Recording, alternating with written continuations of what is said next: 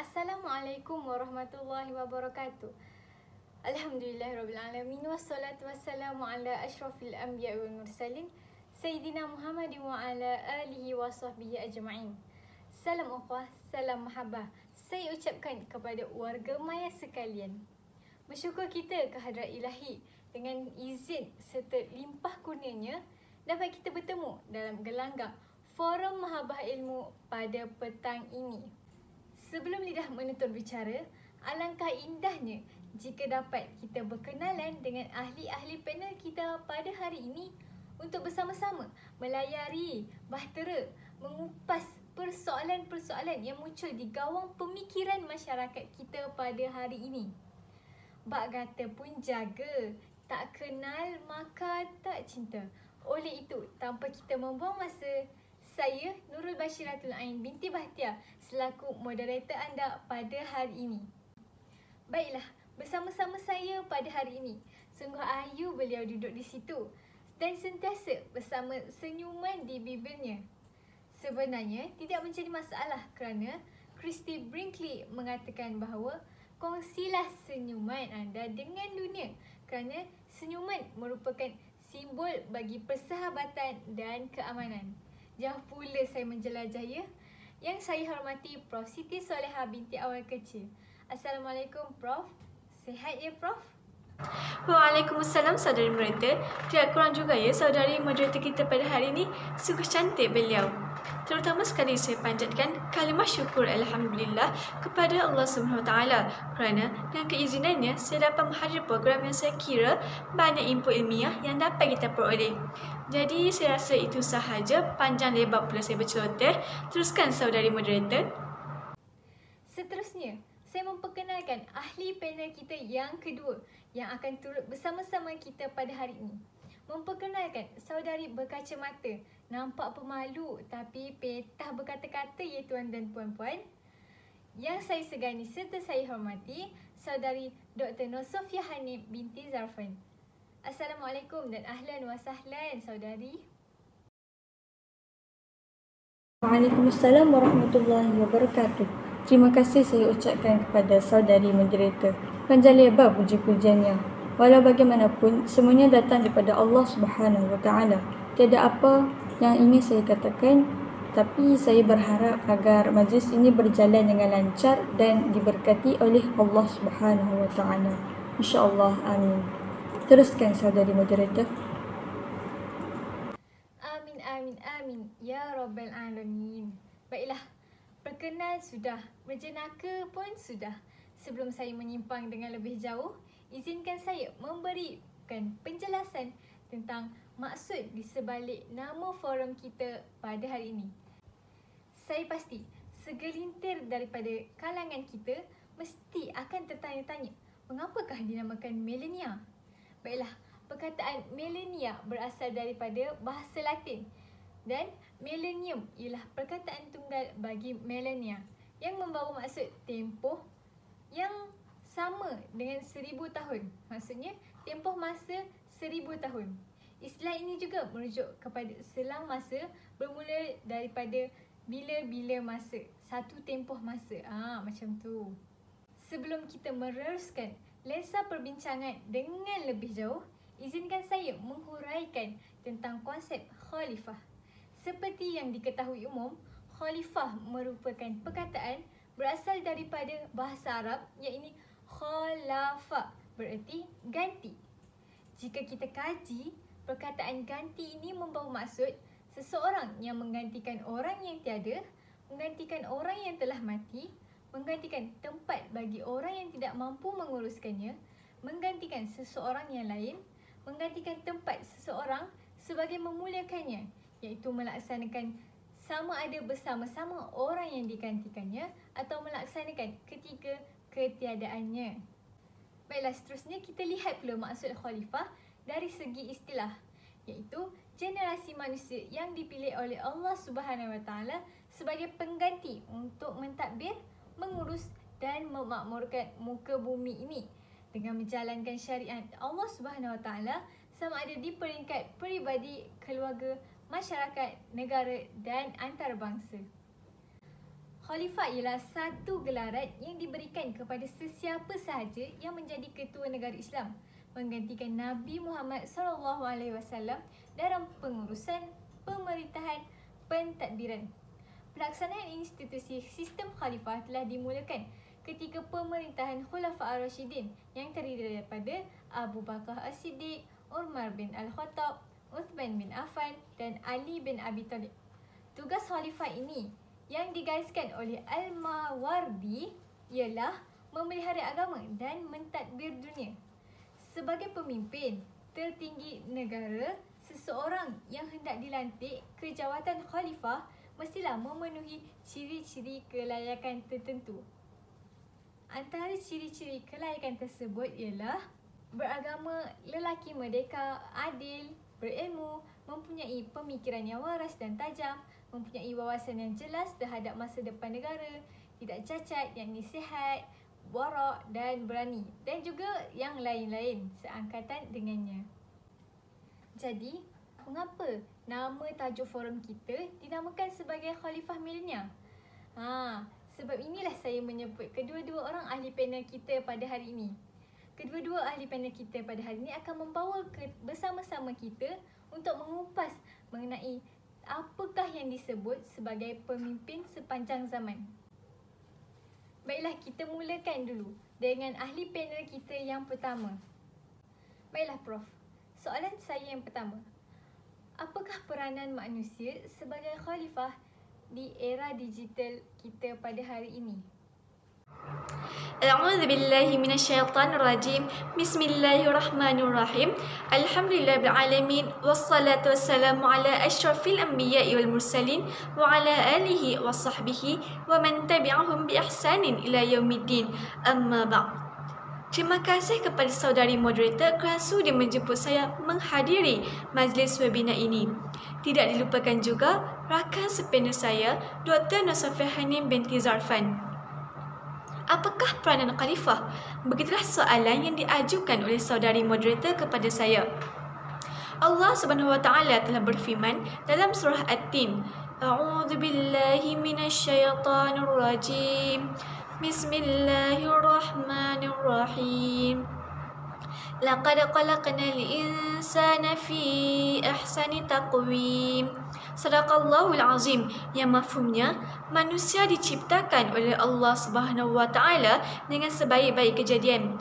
Penciptaan manusia di atas muka bumi ini bukanlah hanya sebagai makhluk, bahkan telah diamanahkan oleh Allah Subhanahu wa taala untuk menjadi hamba dan khalifah di muka bumi ini.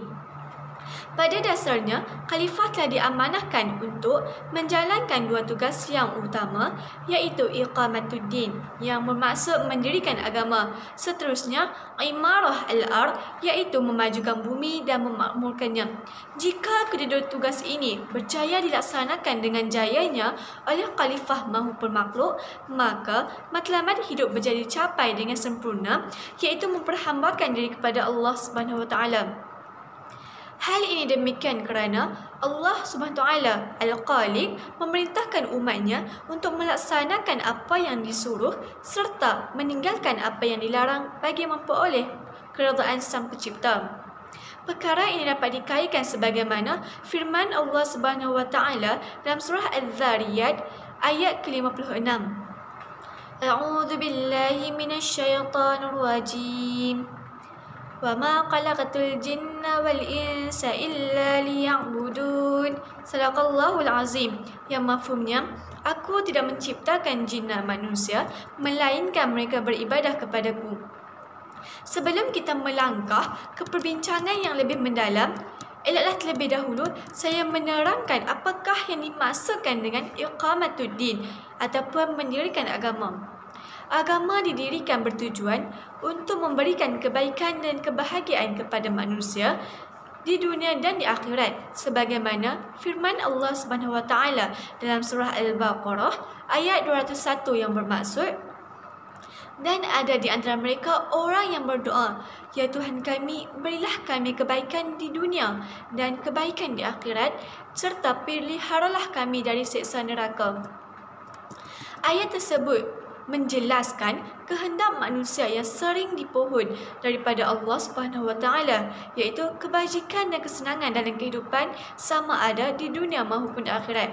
Ternyata Allah Subhanahu Wa Taala akan menggunakan kebaikan dan kesejahteraan itu kepada sesiapa sahaja yang menuruti jalannya yang benar. Antara perkara yang boleh membawa kepada kebaikan dan kesejahteraan yang boleh kita amalkan untuk di dunia dan akhirat. Yang pertama, kita mestilah memahami akidah dan menghayatinya. Hal ini kerana ia berperanan sebagai penentu matlamat dan hala tuju dalam kehidupan di dunia. Selain itu, dia juga sebagai pembina integriti, penggerak dan pemacu kepada kehidupan. Oleh itu, ciri-ciri kemanusiaan yang tinggi akan terbentuk dalam diri setiap individu. Selain itu, sebagai manusia untuk menjadi khalifah, kita mestilah memahami syariah dan menghayatinya kerana kita ingin melahirkan masyarakat yang bertanggungjawab serta amanah dengan tugasan serta tanggungjawab yang diberikan sama ada secara individu maupun dalam kelompok masyarakat. Oleh itu, akan wujudnya unsur kemasyarakatan yang tinggi serta kita dapat membina sebuah masyarakat yang sesuai dengan manusia itu sendiri. Kerana kita akan dapat melahirkan suasana masyarakat yang harmoni. Jadi kita dapat mengelakkan sebarang persefahaman dan perselisihan faham yang berlaku. Secara khususnya, Allah Subhanahu Wa Taala telah menjanjikan kepada umat Islam bahawa barang sesiapa yang beriman dan beramal soleh, maka Allah akan menjadikan mereka sebagai seorang khalifah di muka bumi ini seperti mana Allah kurniakan kepada golongan yang terdahulu. Hal ini bermaksud kita tidak perlulah menjadi pemimpin sebagai Perdana Menteri. Cukuplah kita menghayati agama kita sendiri, beramal dengan agama kita, maka kita sudah memperoleh menjadi seorang khalifah. Saya rasa itu sahaja pandangan saya. Teruskan kepada saudari moderator. Sekian, terima kasih. Sidang hadirin sekalian, demikian tadi penjelasan tentang peranan manusia sebagai khalifah di era digital yang pada pandangan saya merupakan penjelasan yang amat terperinci dan menarik daripada Prof. Solehah. Baiklah, seterusnya saya ingin bertanyakan kepada ahli panel kita yang kedua tentang adakah manusia mempunyai peranan yang berbeza sebagai khalifah di era digital selain daripada apa yang diperkatakan oleh Prof. Solehah tadi? Silakan panel kita yang kedua.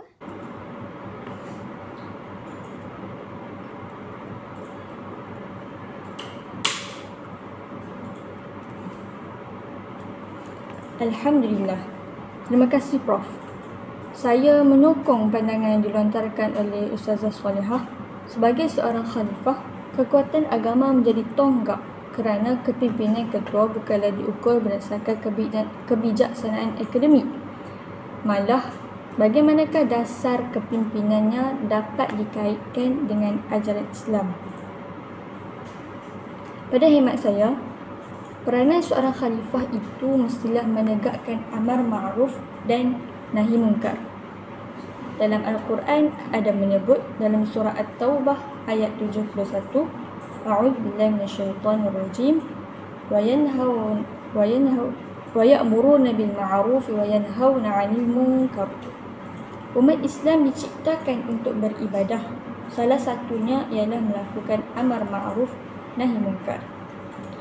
Umat Islam dapat ditaarifkan sebagai hamba yang perlu menjunjung segala perintahnya sama ada berupa suruhan maupun larangan. Antaranya ialah menunaikan solat, mengeluarkan zakat, berpuasa, mengerjakan haji dan sebagainya. Kalimah amar ma'ruf dan nahi munkar sering diulang beberapa kali di dalam Al-Quran. Ini membuktikan bahawa betapa pentingnya amar ma'ruf dan nahi munkar ini. Malah, amalan ini merupakan ciri yang utama untuk menjadi seorang yang baik serta bertakwa. Perkara ini ditegaskan oleh Allah Subhanahu Wa Taala dalam surah Ali Imran ayat 110. A'udzu billahi minasyaitonir rajim. Kuntum khayra ummatin ukhrijat lin-nasi ta'muruna bil ma'ruf wa tanhauna 'anil munkar وتنهون عن المنكر وتؤمنون بالله ولو آمن أهل الكتاب لكان خيرا لهم منهم المؤمنون وأكثرهم الفاسقون. Surah Al-Azim. Jadi dapatlah kita simpulkan bahawa amar ma'ruf nahi munkar dapat diertikan sebagai perkara yang menyeru kepada segala sesuatu yang mendekatkan diri kepada Allah Subhanahu wa taala, serta menjauhkan diri pada melakukan perbuatan merosakkan akhlak dan masyarakat. Dalam Al-Quran, tidak ada penentuan dan pembatasan pada cara pelaksanaan amar ma'ruf dan nahi munkar. Namun begitu, Rasulullah SAW telah memberikan panduan kepada umat Islam tentang peringkat pelaksanaan dan adab mencegah kemungkaran apabila dilihat berlaku dalam kehidupan seharian. Peringkat pelaksanaan amar ma'ruf dan nahi munkar bergantung pada kemampuan seseorang itu.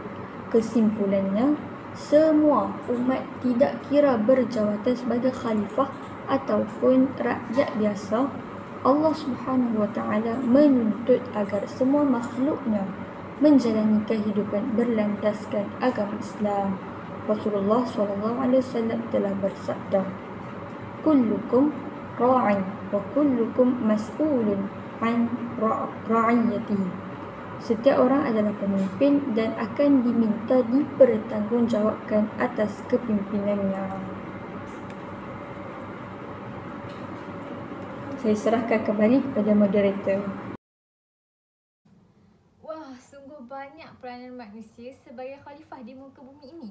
Tambahan pula, kita mestilah menggunakan teknologi yang ada sekarang dengan baik. Dan kita tak bolehlah salah gunakan teknologi kita yang ada sekarang.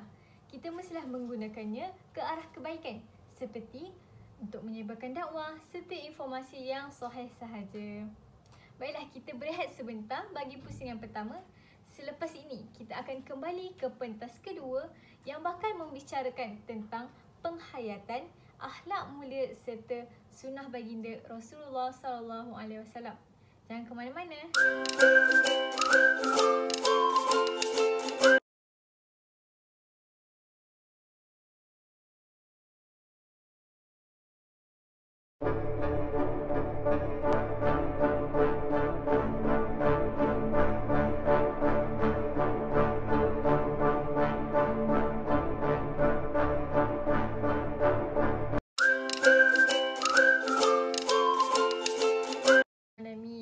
Sidang hadirin yang dirahmati Allah Subhanahu wa taala sekalian. Kembali kita ke pentas Bicara Wara Forum Agama. Masih lagi kita bersama dalam siaran langsung dari Sidang Maya YouTube. Baiklah, kita akan teruskan kepada pusingan kita yang kedua. Kita berikan ruang kepada panel kita yang pertama terlebih dahulu untuk mengutarakan idea dan pendapat mengenai penghayatan akhlak mulia Rasulullah SAW dalam kehidupan. Silakan Prof. Terima kasih saudari moderator. Sebagai umat Islam, kita mestilah hidup berlandaskan pegangan Al-Quran dan As-Sunnah. Sabda Nabi Muhammad SAW, "Taraktu fikum amraini dan tadillu ma tamassaktum bihima, kitab Allah wa sunnata nabiyyihi." Maksudnya, aku tinggalkan kepada kamu dua perkara dan kamu tidak akan sesat selagi mana kamu berpegang dengannya, iaitu kitab Allah, yakni Al-Quran Al-Karim dan sunnah Nabi-Nya. Seperti yang diketahui umum, kemuliaan akhlak adalah matlamat utama bagi diri seseorang Muslim. Hal ini ditegaskan oleh Rasulullah SAW tentang tujuan baginda diutuskan. Hadis yang sahih daripada Abu Hurairah radhiyallahu anhu bahawa Nabi SAW bersabda, "Innama bu'ithtu liutimma salihal akhlak." Maksudnya, sesungguhnya tidaklah aku diutuskan melainkan untuk menyempurnakan kebaikan akhlak. Jadi, antara akhlak yang sepatutnya dihiasi oleh seseorang Muslim, sama ada tidak berjawatan maupun sebagai khalifah, adalah bersifat pemalu dalam setiap keadaan. Namun, ia tidak seharusnya menghalangnya memperkatakan kebenaran. Yang ini bermaksud, kita haruslah malu bertempat, bukannya malu terhadap semua perkara. Sifat pemalu adalah seperti tidak masuk campur urusan orang lain, senang kata ataupun senang untuk difahami, menjaga tepi kain orang ataupun istilah yang lagi mudah, busybody. Merendah diri serta tidak berkomunikasi dengan belayan jantina jika tiada urusan dan sebagainya. Rasulullah SAW sendiri bersifat pemalu, bahkan lebih malu dari anak gadis yang berada di sebaik tabim.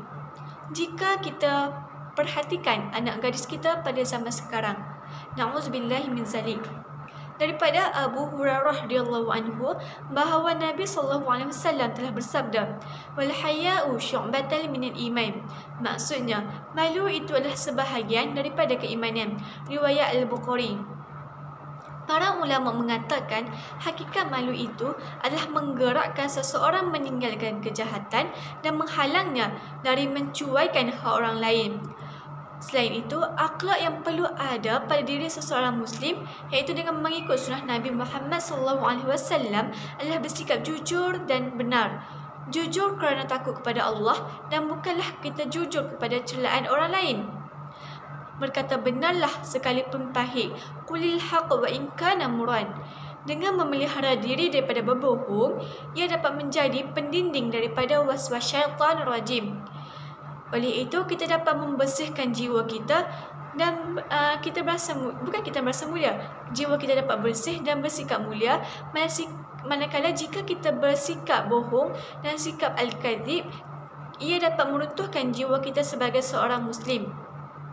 Qala Rasulullah sallallahu alaihi wasallam, "Alaikum bisidqi fa inna sidqa yahdi ila al-birra wa innal birra yahdi ila al-jannah wa ma yazalu rajulu yasduqu wa yataharra sidqa hatta yuktaba 'inda Allah siddiqa wa iyyakum wal kadhiba fa innal kadhiba yahdi ila al-fujur wa innal fujura yahdi ila an-nar wa ma yazalu rajulu yakdhibu wa yataharra al-kadhiba hatta yuktaba 'inda Allah kadzaba." Rawahul Muslim.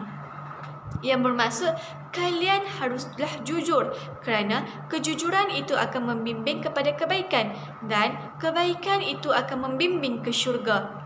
Seseorang yang sentiasa berlaku jujur dan memelihara kejujurannya, maka ia akan dicatat sebagai orang yang jujur di sisi Allah SWT. Dan hindarilah dusta kerana kedustaan itu akan mengiringi kepada kejahatan dan seterusnya kejahatan itu akan menjerumuskan diri kepada neraka. Seseorang yang sentiasa berdusta dan memelihara kedustaannya, yakni kekal dalam kedustaan, maka ia akan dicatat sebagai pendusta di sisi Allah. Hadis riwayat Muslim. Saya rasa sekian itu sahaja. Jadi sebagai seorang Muslim, kita mestilah bersikap sifat mahmudah, iaitu mengikuti sifat-sifat Rasul yang 4. Yang pertama ialah siddiq, tabligh, fatanah dan amanah. Jadi jika kita mengamalkan dalam kehidupan, insya-Allah kita akan dapat memelihara diri kita daripada melakukan kemaksiatan. Seterusnya kita dapat mengelakkan diri kita daripada menjerumuskan diri ke azab api neraka. Saya rasa sekian itu sahaja. Sekian, terima kasih. Baiklah, terima kasih Prof. Soleha atas penghuraian idea yang cukup menarik tentang akhlak mulia Rasulullah SAW.